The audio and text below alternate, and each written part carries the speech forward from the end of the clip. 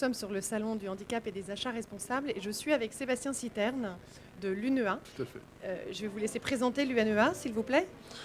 Donc l'UNEA, c'est une association qui fédère aujourd'hui les entreprises adaptées sur l'ensemble du territoire français. Donc c'est une association professionnelle qui a pour objectif de défendre le modèle et de le promouvoir auprès de toutes les parties prenantes, que ce soit les institutionnels, les entreprises adaptées elles-mêmes, afin que l'entreprise adaptée puisse créer un maximum d'emplois et que l'on puisse permettre à de nombreuses personnes en situation de handicap d'intégrer et de trouver un emploi dans les entreprises adaptées.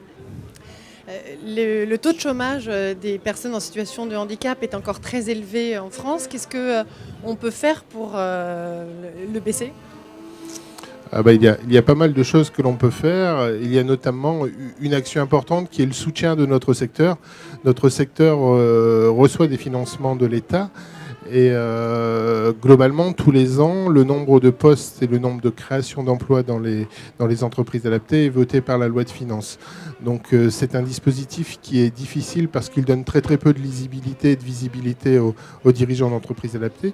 Donc un des engagements forts qui pourrait être pris, c'est de contracter avec le secteur, comme nous l'avions fait en 2011 avec la signature d'un pacte pour l'emploi dans les entreprises adaptées, c'est de contracter un nouveau contrat de développement responsable et performant du secteur adapté qui pourrait se baser sur une création de 1000 emplois par an sur une période de 5 ans. C'est ce que nous avons proposé à la ministre du Travail quand nous l'avons rencontrée il y a quelques temps. C'est vraiment ce que nous voulons développer aujourd'hui, car l'entreprise adaptée n'est pas la seule, mais est une solution, une très bonne solution pour les personnes handicapées qui sont actuellement en inactivité. Et comment pousser les entreprises à travailler avec le secteur protégé ? Les pousser en faisant connaître par des événements comme vous le faites aujourd'hui, en faisant connaître vraiment le cœur des activités des entreprises adaptées, les nouveautés, les innovations, les métiers sur lesquels on ne penserait pas trouver aujourd'hui des entreprises adaptées. Là, je viens d'animer une table ronde sur les innovations dans le secteur et c'est vrai que énormément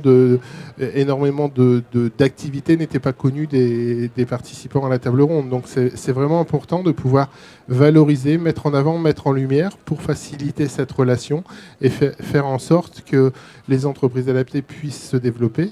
Et permettre également aux entreprises de pouvoir accompagner les entreprises adaptées dans la montée en compétences de leurs collaborateurs pour toujours arriver à la performance en termes de compétences et en termes d'activités proposées au niveau de leurs services. Et comment les entreprises adaptées peuvent-elles se faire connaître ? Les entreprises adaptées se font connaître sur le site de l'UNEA. C'est, je dirais, l'utilité d'un réseau national, de pouvoir représenter auprès de toutes les parties prenantes l'ensemble des acteurs et de pouvoir présenter leurs capacités, leurs métiers, leurs nouveautés, leurs capacités d'innovation. Donc c'est vraiment, en termes de communication, une des missions premières de l'UNEA. Un salon comme celui-là aussi y participe, bien sûr. Bien entendu. Ce premier salon achat handicap et achat responsable est vraiment une réussite. Ça permet de montrer tous les possibles, de montrer, de désacraliser également la vision du handicap et de montrer que les compétences ne sont pas absentes dans nos structures et qu'au contraire, on fait un énorme travail d'évolution de compétences et de montée en compétences de nos collaborateurs et qu'on arrive donc à des niveaux de qualité de prestation qui sont vraiment très très performantes.